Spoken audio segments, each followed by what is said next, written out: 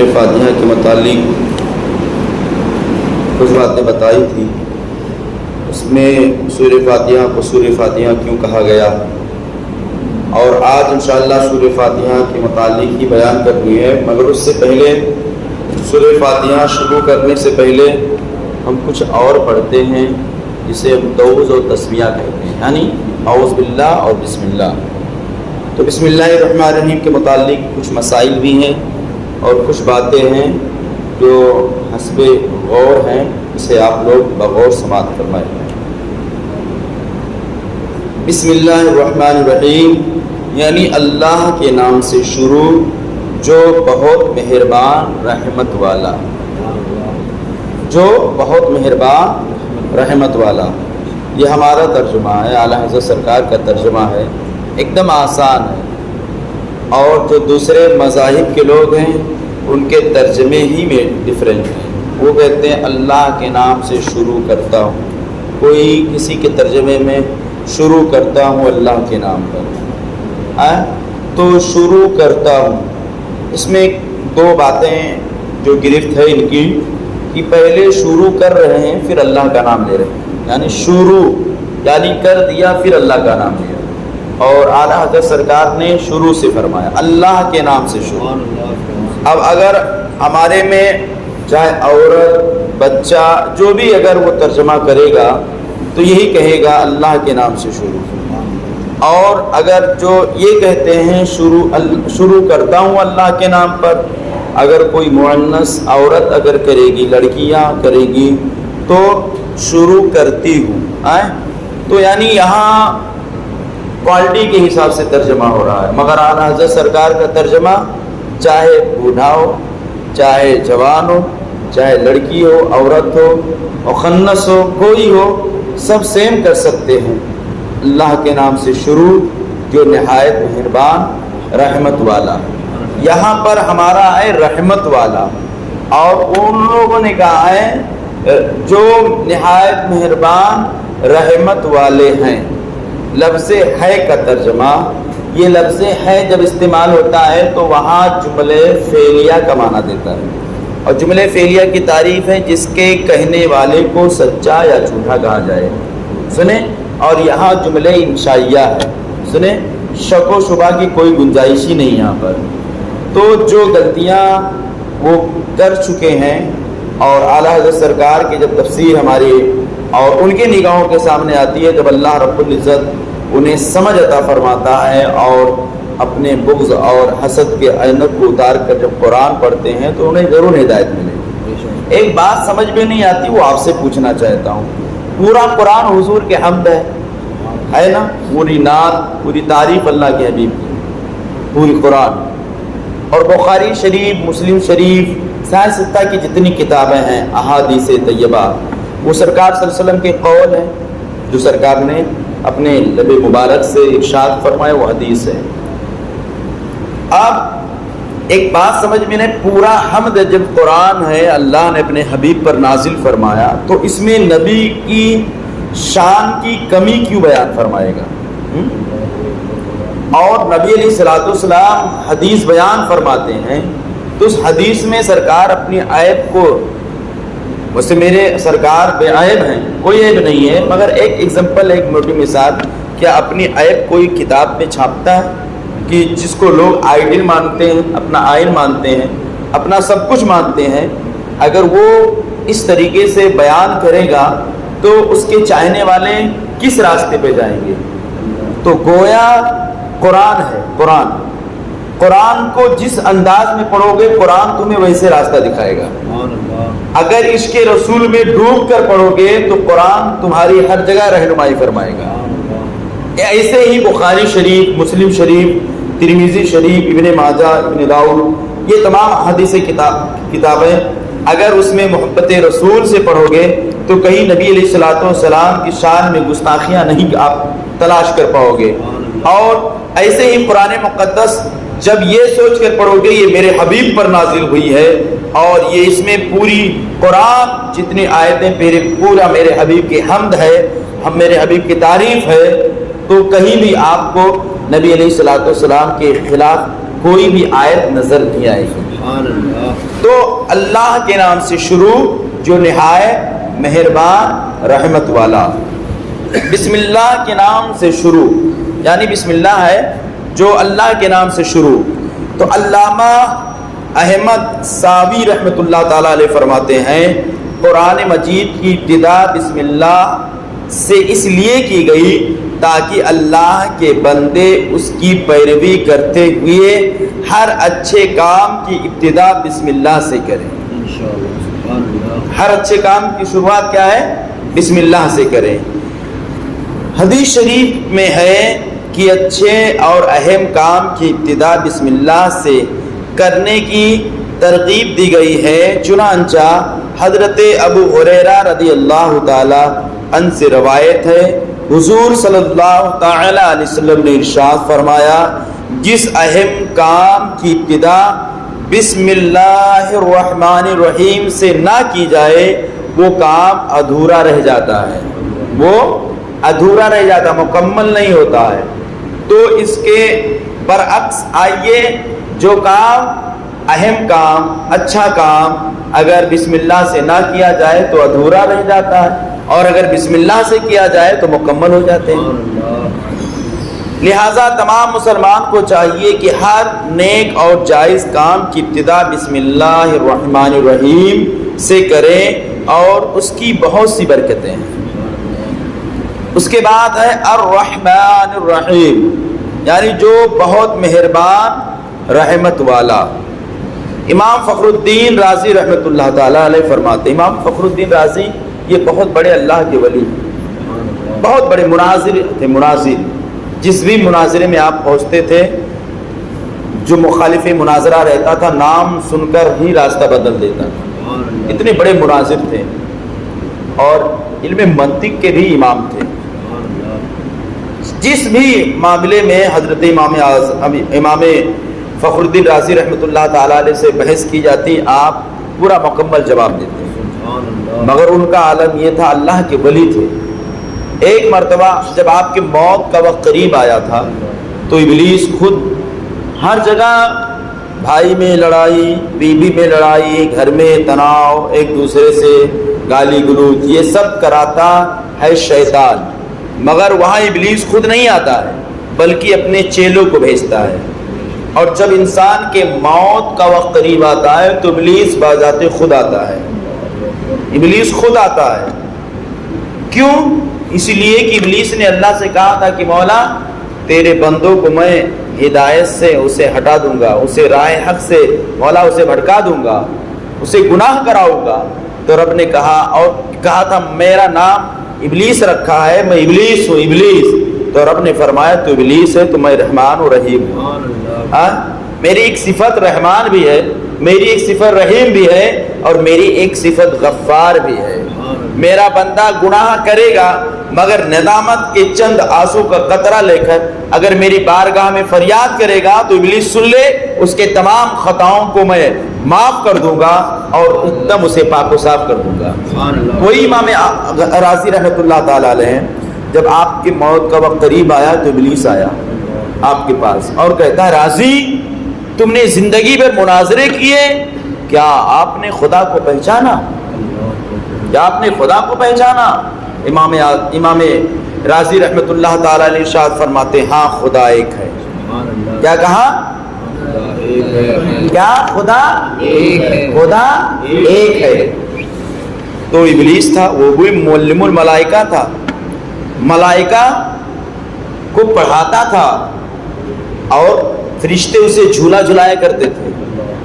اور ایک دو فرشتے نہیں، ادھر سے جو اس کا جھولا تھا 70,000 فرشتے ادھر سے اسے جھولے کی طرف ڈھکیلتے اور ادھر سے 70,000 فرشتے ڈھکیلتے. اس کا وہ مقام تھا ابلیس کا. تو معلم الملائکہ تھا، فرشتوں کو پڑھاتا تھا وہ. اس نے کہا اللہ ایک ہے تو اس پر آپ کچھ دلیل دے سکتے ہیں مجھے؟ امام رازی رحمۃ اللہ تعالیٰ علیہ، امام فخر الدین رازی رحمۃ اللہ تعالیٰ علیہ ایک دو دلیل نہیں 360 دلیلیں خدا کے ایک ہونے پر دیا تھا. کتنی؟ 360 دلیلیں اللہ کے ایک وحدانیت بنیان اللہ کے ایک ہونے پر 360 دلیلیں آپ نے پیش کی، مگر وہ تمام کو رد کر دیا، وہ تمام دلیل کو کاٹتا چلا گیا۔ آپ پریشان ہوئے۔ اسی پریشان عالم میں آپ نے ابھی اسی لیے کہا جاتا ہے کہ کسی اچھے سچے پیر سے وابستہ ہو جاؤ۔ اب آپ موت کا وقت ہے، جاگنے کا وقت ہے، ملک الموت کھڑے ہیں، ایمان جانے کا خطرہ بھی ہے، آواز دیتے میرے پیر کامل، یہ تو ابلیس میرے ایمان کو لوٹنے کے لیے تیار ہے، مجھے بچا لیں۔ آپ کے پیر کامل کا نام حضرت خواجہ نجم الدین کبریٰ رضی اللہ تعالیٰ عنہ۔ بیان فرمایا جاتا ہے دور دراز مقام پر کہیں آپ وضو فرما رہے تھے، جب آپ کے کانوں میں امام راضی کی آواز پہنچی تو وہیں سے آواز دیا، اے راضی کیوں نہیں کہہ دیتا میں بغیر دلیل کے خدا کو ایک مانتا ہوں۔ کیا کہا؟ میں بغیر دلیل کے خدا کو ایک مانتا ہوں۔ جیسے آپ نے اتنا کہا تو ابلیس نے کہا تجھے تیرا پیر نے بچا لیا، تو آپ نے فرمایا پھر گمراہ کر رہا ہے، میرے پیر نے نہیں میرا رب نے مجھے بچایا ہے۔ پیر تو وسیلہ بن گیا ہے اور رب کا کرم ہوا تبھی میری آواز میرے پیر تک پہنچی ہے۔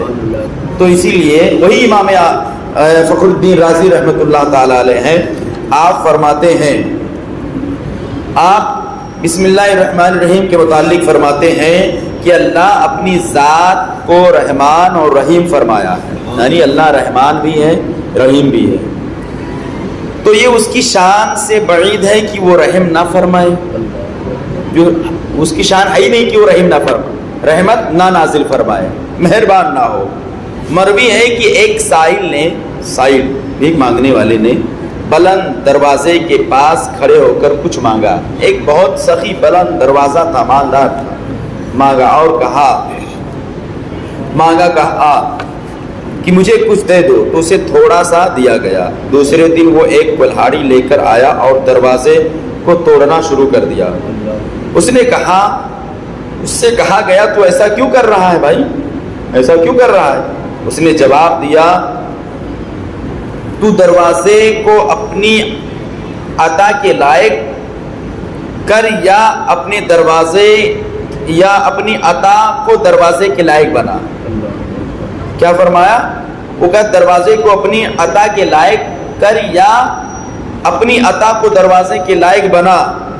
اے ہمارے رب، رحمت کے سمندروں کی رحمت تیری رحمت سے وہ نسبت ہے جو ایک چھوٹے سے ذرے کو تیرے عرش سے نسبت ہے۔ تو نے اپنی کتاب کی ابتدا میں اپنے بندوں پر اپنی رحمت کے صفت بیان کیے، اسی لیے ہم اپنی رحمت و فضل سے ہمیں محروم مت فرمانا۔ اس کے بعد پھر علماء فرماتے ہیں بسم اللہ کے متعلق بہت سے شرعی مسائل بیان کیے گئے، ان میں سے چند مسائل یہ ہیں۔ پہلا، جو بسم اللہ ہر سورت کے شروع میں لکھی ہوئی ہے یہ پوری آیت ہے۔ سورہ نمل کی آیت نمبر 30 میں ایک آیت ہی ڈائریکٹ بسم اللہ الرحمن الرحیم ہے، تو یہ اس کا ایک حصہ ہے۔ تو بسم اللہ ہر سورت کے شروع کی آیت نہیں ہے بلکہ پورے قرآن کی ایک آیت ہے، جسے ہر سورت کے شروع میں لکھ دیا گیا ہے تاکہ دو سورتوں کے درمیان فاصلہ ہو جائے، تاکہ سورت کے درمیان فاصلہ ہو جائے کہ اس کے بعد یہ سورت ہے، اس کے بعد یہ سورت ہے، اس کے بعد یہ سورت ہے۔ اور اگر بسم اللہ نہ، جسے آپ سورہ قریش پڑھ رہے ہیں، سورہ لہب پڑھ رہے ہیں، اگر بسم اللہ الرحمن الرحیم نہیں لکھا ہوتا تو کیسے پتہ چلتا کہ یہ سورہ لہب شروع ہوا؟ یہ کیسے پتہ چلا سورہ کوثر ہے یا سورہ کافرون ہے یا سورہ نصرہ ہے یا سورہ فلق ہے یا سورہ ناس ہے یا سورہ یاسین ہے یا سورہ مزمل ہے؟ تو یہ بسم اللہ الرحمن الرحیم لکھنے سے سورتوں کے درمیان فاصلہ ہو جائے، اس لیے سورت کے اوپر امتیازی شان میں بسم اللہ لکھی جاتی ہے، آیت کی طرح ملا کر نہیں لکھتے۔ اور امام جب بلند آواز میں بسم اللہ الرحمن الرحیم آواز سے نہیں پڑھتا ہے، نیز حضرت جبریل امین جو پہلی وحی لائے اس میں بسم اللہ نہ تھی، یعنی اقرا بسم ربک الذی خلق، یہ سب سے پہلے وحی ہے، مگر اس میں لفظ بسم اللہ نہیں ہے، لفظ بسم اللہ نہیں تھا۔ کہ محبوب پڑھو بسم اللہ الرحمن الرحیم، اقرا بسم ربک الذی خلق۔ سرکار صلی اللہ تعالیٰ علیہ وسلم نے وہاں پر حضرت جبریل امین جب آئے تو آپ نے جبریل امین نے فرمایا اقرا، سرکار نے فرمایا انا بقاری، میں پڑھنے والا نہیں، یعنی بار بار کہتے جا رہے تھے۔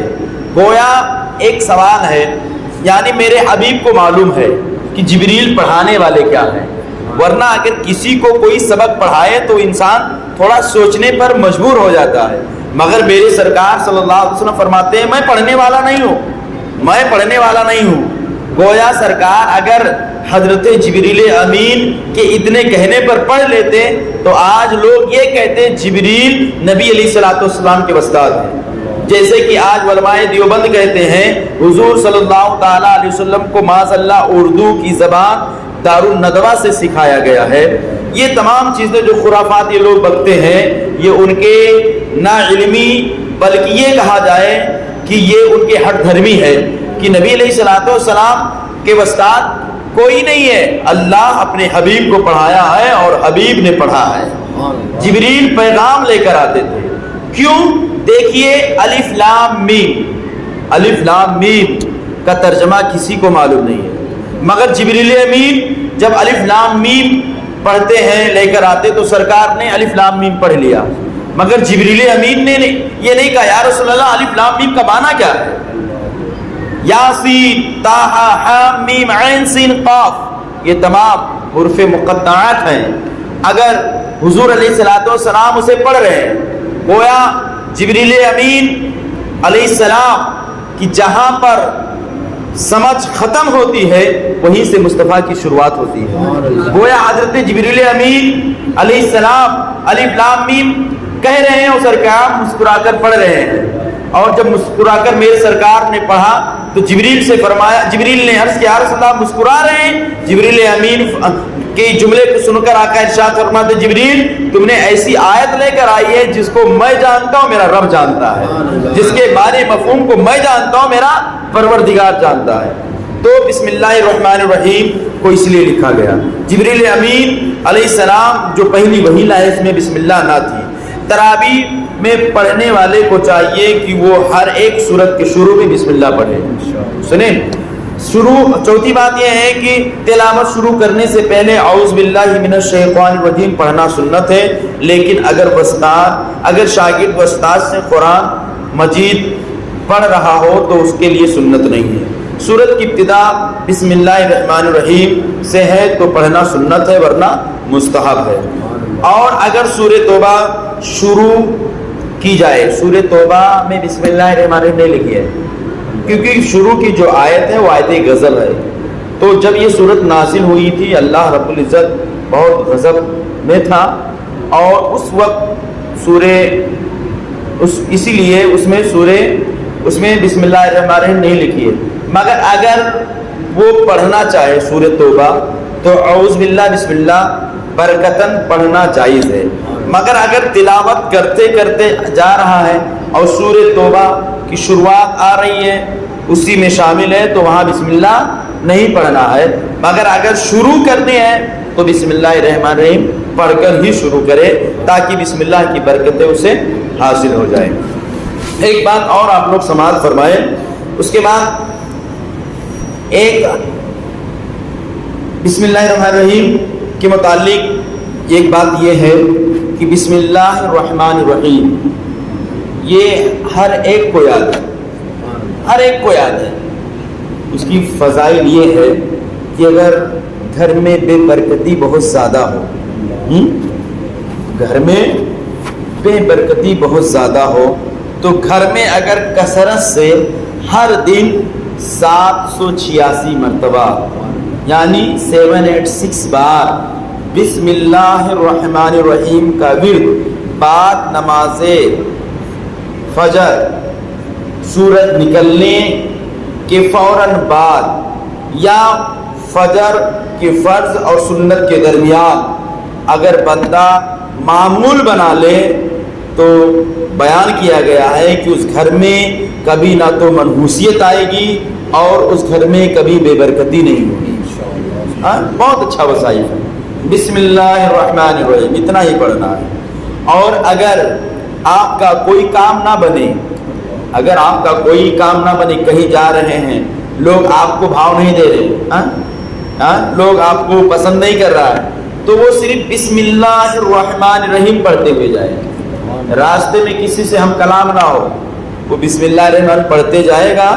حدیث ہے کہ وہاں پہنچے گا، وہ کتنا بھی مصروف ہوگا وہ ضرور تمہاری طرف مخاطب ہوگا۔ یہ بسم اللہ کی برکت ہے۔ یہ کیا ہے؟ یہ بسم اللہ کی برکت ہے۔ تو بسم اللہ کے فضائل میں یہ بھی ہے۔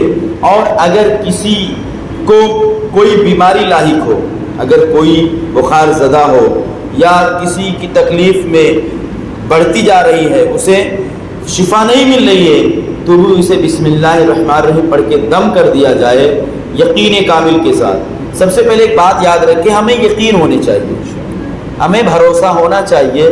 آج ہم دوائیوں پر بھروسہ کرتے ہیں، دعا پر بھروسہ بہت کم کرتے ہیں، سوچتے ہیں تتکال کام ہو جائے۔ آج کل بابا لوگ کا معاملہ ایک دم الگ تھلگ ہے، عامل لوگ کا۔ جیسے کسی نے کہہ دیا سورہ فاتحہ 40 مرتبہ پڑھو یہ کام ہو جائے گا، کسی کتاب میں پڑھ لیا وہ، تو بابا لوگ کیا کرتے ہیں 40 مرتبہ پڑھیں گے بسم اللہ الرحمن الرحیم یا سورہ فاتحہ، پڑھتے ہیں 40 مرتبہ۔ اس کے بعد وہ کہیں کہ جاؤ آپ کا کام ہو جائے گا، 110% ہو جائے گا، یہ کہا جاتا ہے۔ مگر اس بیوقوف کو اتنا نہیں معلوم ہے کہ یہ عمل کس کا ہے، یہ عمل کس کا ہے۔ جو یہ عمل بتایا ہے ان کی زبان اس لائق تھی کہ 40 مرتبہ پڑھتے تھے تو ہو جاتا تھا۔ پہلے اپنی زبان کو اس لائق بنا تو 40 مرتبہ ان کے عمل میں ہے، تمہارے عمل میں 40 مرتبہ نہیں، اس کو دگنا کر دو، اس کا ڈبل کر دو، انشاءاللہ تمہارے پڑھنے سے بھی انشاءاللہ اسے وہ کام جو تم اس کے لیے کر رہے ہو، تم اس کو ڈبل کر کے پڑھو گے تو انشاءاللہ وہ کام تمہارے لیے بھی ہو جائے گا۔ وہ ان کا عمل ہے۔ تو کوئی بھی کام جب کی جائے تو اس کو ڈبل کر دیا کرے۔ جیسے میں نے کہہ دیا کہ آپ کو بسم اللہ الرحمن الرحیم بتا دیں 786 مرتبہ، یہ حدیث ہے، سنیں۔ اور حدیث میں سبحان اللہ میرے سرکار نے جو فرمایا ہے وہ حدیث 786 کا عدد ہی بسم اللہ الرحمن الرحیم ہے۔ 786 786 کا بھی عدد بسم اللہ الرحمن الرحیم ہے، اور 92 جو ہے وہ محمد رسول اللہ صلی اللہ علیہ وسلم ہے۔ اعلیٰ حضرت سرکار سے کسی نے سوال کیا تھا کہ اے احمد رضا آپ بہت مہارت حاصل رکھتے ہیں اور آپ کے علم کی وسعت بہت زیادہ ہے، مگر بتائیے جب سورج نکلتا ہے تو اس کی ڈگری کتنی ہوتی ہے اور جب ڈوبتا ہے تو اس کی ڈگری کتنی ہوتی ہے؟ تو اعلیٰ حضرت سرکار رضی اللہ تعالی ارشاد فرماتے ہیں جب سورج طلوع ہوتا ہے تو اس کی ڈگری جو ہوتی ہے وہ 66 ہوتی ہے، کتنا 66 ڈگری ہوتی ہے، اور جب ڈوبتا ہے تو اس کی ڈگری 92 ہوتی ہے۔ اعلیٰ حضرت سرکار سے پوچھا گیا ایسا کیوں؟ تو اعلیٰ حضرت سرکار نے فرمایا لفظ اللہ جو ہے وہ لفظ اللہ کی عادت کو جب نکالا جائے تو وہ 66 ہوتے ہیں، اور محمد عربی صلی اللہ علیہ وسلم کی جب عدد کو شمار کیا جائے تو وہ بھی 92 ہوتا ہے۔ گویا جب سورج نکلتا ہے تو اللہ کا ذکر کرتا ہے، اور جب سورج ڈوبتا ہے تو مصطفیٰ پر درود و سلام پڑھتا ہے۔ یہ اعلیٰ حضرت سرکار کی تحقیق ہے۔ ایسے نہیں ہم اعلیٰ حضرت سرکار کو مان لیے، ایسے نہیں ہم اعلیٰ حضرت سرکار کو فالو کر رہے ہیں۔ اللہ تعالیٰ ہمیں اور آپ کو ان تمام چیزوں پر عمل کی توفیق عطا فرمائے۔ کل انشاءاللہ تعالیٰ الحمدللہ رب العالمین کا ترجمہ اور اس کے مفاہیم اور اس کے انشاءاللہ فوائد آپ تک پہنچائیں گے۔ اللہ تعالیٰ ہمیں اور آپ کو عمل خیر کی توفیق عطا فرمائے۔ مولا ہم لوگوں نے ایک روزہ مولا رکھا، مولا 2 سحری 2 تراویح ہوئی مولا، اگر اس میں مولا ہم لوگوں سے کوئی بے ادبی گستاخیاں مولا ہو گئی تو پریشانی کریمی رحیمی کے صدقے میں مولا معاف فرما دو۔ مولا تیرا احسان کروڑوں احسان ہے رب قدیر کہ تو نے ہم لوگوں کو مولا 2 سال کے بعد یہ مقدس مہینے کی اپنی مقدس گھر میں آنے کی توفیق بخشی ہے۔